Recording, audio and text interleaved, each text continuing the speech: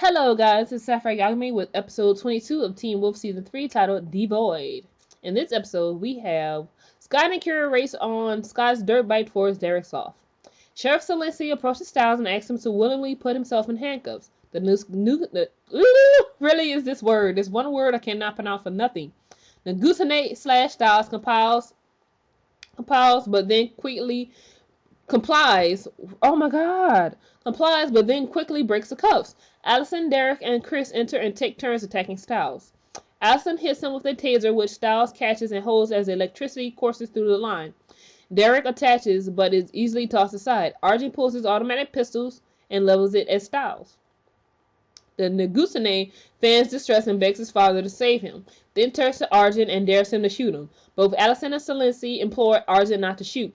Salensi pulls his gun and points it at Arjun's head, demanding that he lower his weapon. The sun begins to set. Scott is still en route with Kira. Allison points out that this chaos is exactly what the Negusane wants, but Styles says it's not exactly what he wants because he hopes Scott will be here. Styles says he is glad everyone has their guns out because he drew them to the loft not to kill him but to protect him. The Oni manifests and fades through the loft's large main window. Arjun finds his gun on fire and drops it and draws another, but the gunfire has no effect on the demons. We don't see the fight that follows. Scott and Kira arrive to hear the gunfire from the loft, but when he makes it up the stairs, the demons are gone, as is Styles. At some point during the fight, the Oni managed to slice into Derek's shoulder and back. Noshiko Yukamura enters the basement at the Ichin house and makes her way to the wall where the body of the Corporal Rise is entombed. Styles appears behind her and asks why she carved the kanji for self into the wall. She says to signify that Rise died as himself and not a monster. It turns out that Nishiko called off the Oni at the loft. Styles asks why and wants to know what happened to the woman who called off for chaos, strife, and pain to descend upon everyone and everything. Nishiko says she doesn't want that anymore. Styles counters that he does and snatches away her dagger with her last tail and cuts into his own stomach. Gross. A swarm of flies comes boiling out, briefly surrounding Nishiko, then dissipates.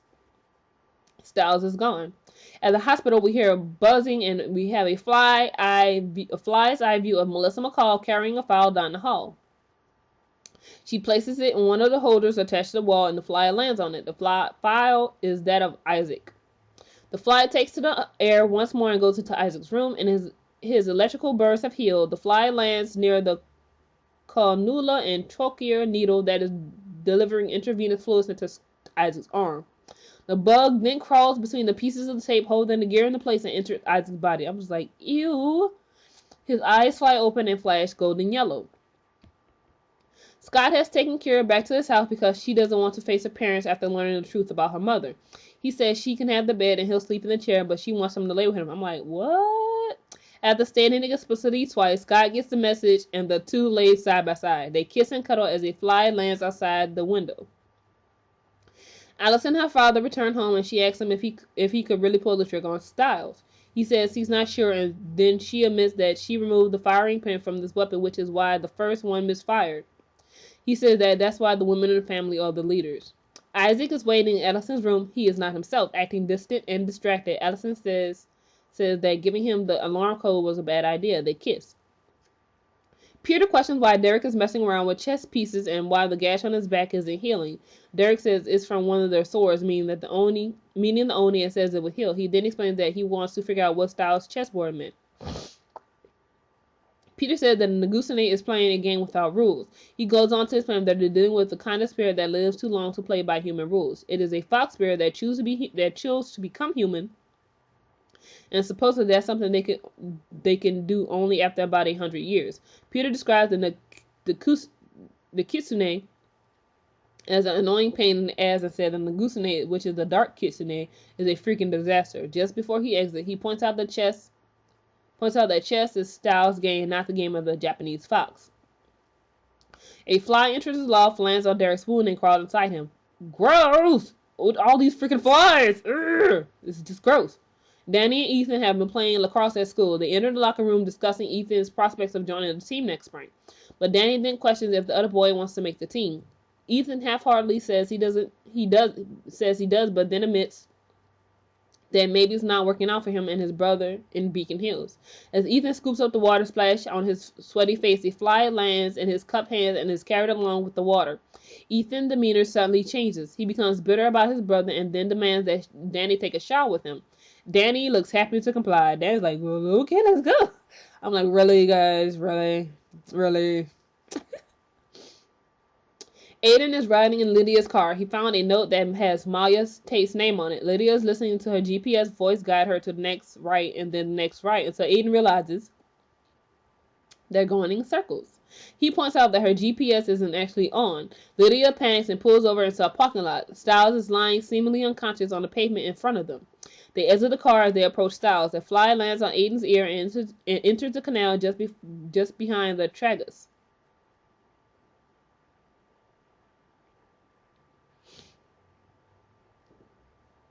Allison wakes and Isaac is standing with his back to her front in front of a large wall mirror. He's gone through her bag of weapons. He questions her, having them saying that he thought the new code was about protecting people. She points out that most are non-lethal. He holds up her Chinese ring daggers and says they look lethal. Then he says she should keep them because some of us are not so lethal like the twins. Not so non-lethal like the twins. Alice says they were going to give Ethan and Aiden a second chance and that things are different now. Isaac takes the bags of weapons and exits. Allison tries to follow but finds that Isaac has shackled her feet to the bed. Aiden and Scott carry unconscious Styles into the McCall living room and place him on a couch. Deedon, Melissa, and Lydia follow behind them. Melissa implores him to take Styles to the hospital, but Scott reminds her of the last time he was in the hospital. Deedon checks his wound and says he seems to be healing the way werewolves do. Melissa calls the sheriff to tell him what's happened, but her ex-husband declines the call before the Salinsi can't answer.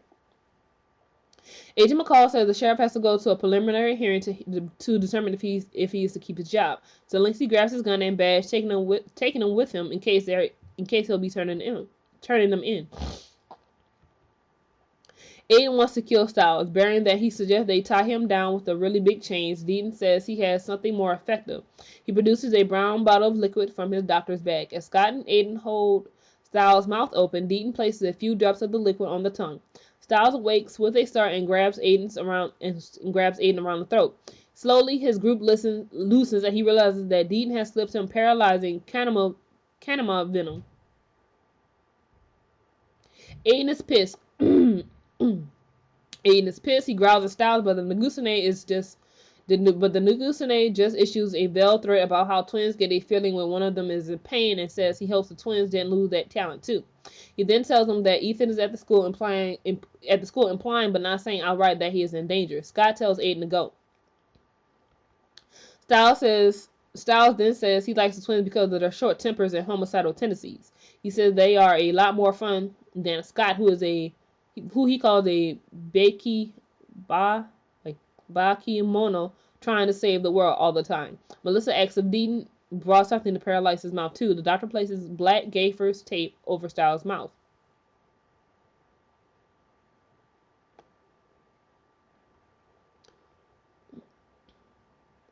So for Bakimono, I see a note here. It says, as all things with Japanese folklore, Bakimono means a bunch of different things. Here, though, it is used as a catch-all term for shapeshifter that takes on a scary form such as a giant monk or a faceless being known as a Noparabo.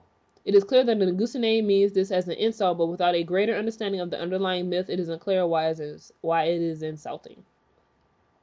At the preliminary hearing, the leader on the panel of the three says they want to discuss the sheriff's successes and failures. Deedon says Styles might be paralyzed, but that it feels like he is still with them, that he has them right where he wants them. Allison calls her father, saying she thinks Isaac is heading toward the school and is following him.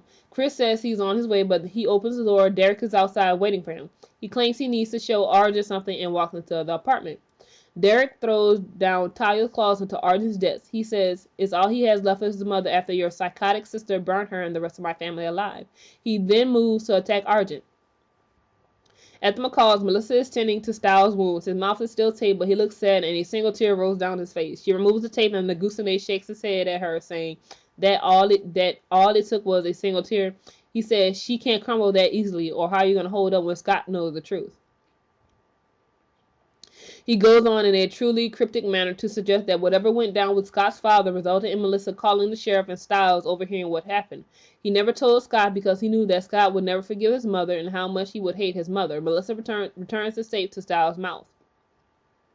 The chairman of the panel at the preliminary hearing addresses the sheriff as Mr. Stilinski. He points out that he hasn't yet been relieved of his title. He goes on to basically say that he's got better things to do than waste his time in their little hearing. Agent McCall then steps forward and says he wants to make a statement. Lydia, Scott, and Deaton are brainstorming. Lydia points out that the scroll said to change his body. Deaton worries that he may have translated it wrong or that the scroll might be a proverb or a metaphor. Scott worries that he might kill Styles if he bites him in an attempt to turn him into a werewolf. Lydia says they need to call someone other than Derek to help. They call Peter, who says Styles doesn't look like he will survive a slap across the face and certainly not the bite of a werewolf. Peter says they're looking at it wrong. It's a war of the mind, not the body. Danny is dressed and leaving Ethan at the door into the locker room. He asks if he can tell Coach that Ethan is trying out for the lacrosse team. Ethan says he'll think about it, but Danny says that sounds like a yes to him. Aiden is waiting in the shadows outside the locker room. They get into a fight about the fact that Scott doesn't trust him. Ethan says he'll probably cut them loose or put them down. He goes on to say that he'd probably be in a pack already if it wasn't for Aiden's violent tendencies. Just as they're coming to blows, Isaac shows up and shoots him with a super taser dart fired from a shotgun. Isaac points out that he should say something witty, then decides he's not witty and just punches the twins with the butt of a shotgun. Peter and Lydia have struck a deal of some sort. Lydia agrees to his terms if Peter will help her and Scott enter Styles' mind. They plan to use the werewolf claws to the back of the neck thing that we already seen can transfer memories. In this case, Scott plugs into Lydia and Styles and they find themselves together inside Styles' mind. The goal is to find the real Styles and bring him back. Isaac mumbles to himself about revenge for Erica and Boyd as he searches through Coach's office for a lighter. He's prepared a Molotov cocktail and lights the end of a handkerchief and takes the liquid-filled bottle out the hall. He is surprised when a flaming cloth is ripped away by a katana. Kira is waiting in the hall with a sword drawn. He drops the bottle and begins advancing on Kira. Addison attacks from behind and hits him in the head with her crossbow. She calls out his name, but he completely wolfs out. The twins now recover, rise, and attack Isaac while Kira and Addison lock themselves in Coach's office. At Arch's apartment, Derek has tied him to a chair and douses him with lighter fluid. He says that he'll burn him just like his family, just like the artist burned the Hales. He plans to wait for Addison before lighting him up. Whatever Agent McCall said in the hearing, it saves Sarah Shalinski's job. McCall admits that Beacon Hills is the Bermuda Triangle of homicides, disappearances and strange occurrences. But that the real reason he came back wasn't to get Shalinski fired, it was so he could stay and talk to Scott. The sheriff says McCall can't wait any longer and that he should grab Scott the first chance he gets and tell him everything. Lydia and Scott arrive in Styles' mind and find themselves strapped into beds with a modified 5-point restraint in a room that looks like Eaton House. Lydia reminds Scott that he's a werewolf, but Scott isn't sure if he still has the ability since he's now inside Styles' mind. She insists he tried and he does manage to break them free. They try to exit the room together, but are separated when the door slams shut. Lydia finds herself back in the school during the winter formality just before Peter attacked her on the field. She is running through the school hallway surrounded by red, blue, and silver balloons. She shouts for Jackson and sees a Nagusane drawing the kanji for self on the blackboard. Scott is suddenly in the closet at Allison's apartment in the episode Currents. They're hiding from Allison's dad and she tells him he has to stay quiet. They make out. He begins to realize that something is wrong. Oh, you think you're no longer with Allison, dude, so that should have been your first clue. Just saying. You're no longer with Allison. That should have been your first clue. Something ain't right. In the real world, Lydia's nose begins to bleed. Peter kneels in front of her and screams her name. Inside Styles' mind, she hears him and begins to run. Scott also hears Peter. They both push through the doors into the white room purgatory where we saw first during the surrogate sacrifice in Alpha Pack. They meet up and see Styles and the Nagusane sitting on the Nemeton stump playing Go, a Japanese board game. Addison and Kira prepare to face the twins and Isaac. Kira manages to slash Ethan. Addison loses the upper hand with Isaac when she has trouble reloading her crossbow. She kicks him off the way, but then Aiden attacks. Kira tosses her the katana and the girls stand back to back prepared to take on all three werewolves. Derek is rambling about how many werewolves Chris must have killed. Chris is calm and explains that he has been trained since he was a child, and the first thing they do is to train their kids. The first thing they do to train their kids is to tie them to a chair. He flips over the backwards, breaking the chair and freeing himself. He grabs a weapon from under the desk and draws on Derek, placing the weapon right under his chin. No matter how far Scott and Lydia run, they never get any closer to Styles. Lydia reminds Scott that Styles is a member of his pack and that wolves howl to signal their position to the other members. Scott howls. Styles hears him and upends the game, sending the Nagusane into a rage. This has the effect of releasing all of his puppets. Ethan, Aiden, Isaac, and Derek collapse simultaneously. Each has a black black liquid pouring from their mouth and nose. Lydia and Scott snap back to reality. Peter hastily forces Lydia to tell him the name of his child. She gives him Maya's name. Styles begins to cough when he rips the tape from his mouth and begins to vomit a long strand of gauze bandage until there is a sizable pile on the floor of the McCall family room. Suddenly, black smoke issues forth and a hand reaches out of the gauze. It appears to be the bandaged hand of the Nagusane. Styles watches in horror as the figure crawls out of the bandage covered floor until it is fully formed. The figure lunges forward, and Scott and Peter rush to hold him down, but Scott senses something and tells Peter to wait. Removing the bandages from the creature's head, they find Styles, the real Styles, underneath. They realize that the Nagusane, which also looks like Styles, has fled and taken Lydia with him. Oh my God, I cannot pronounce that word. Ow, my arm. I think I fell asleep on it. Ow, my arm. Okay, guys, so that's all for episode DeVoid. I will be uploading Insatiable right after this, and of course, season finale titled The Divine Move will be this Monday. And I can't wait to see how it is. And I really love this season because it is definitely a bit darker than the previous seasons. And I like how they split it in half, with the first half being the Alpha Pack and the second half being, the Nagusane. So on my review for the Divine Move, I will do a review for that episode, of course, and do what I thought of the season overall. So comment, rate, subscribe, and I will see you guys next time.